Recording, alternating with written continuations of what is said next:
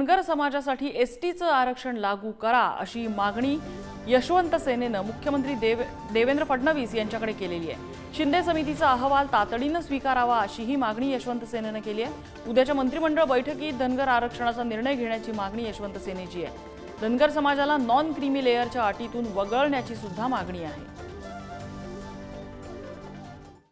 जे आदिवासींना ते धनगरांना असं आपण म्हणत आहात, तर मुख्यमंत्री महोदय उद्या आपण महाराष्ट्रामध्ये या धनगर समाजाला आदिवासींना नॉन क्रिमी लेअरची अट नाही, आता या राज्यातल्या मग आदिवासींना नाही तर धनगरांना पण नको। आज कळकळीची विनंती आहे, येणाऱ्या स्थानिक स्वराज्य संस्थेच्या निवडणुकांमध्ये धनगर समाजाला आदिवासी प्रमाणे निवडणुकांसाठी जागा राखीव कराव्यात ही आमची यशवंत सेनेच्या वतीने धनगर समाजाच्या वतीने मागणी आहे। राजकीय आणि आर्थिक भागीदारी त्या समाजाला मिळाली पाहिजे, ती कुठतरी कमी आहे।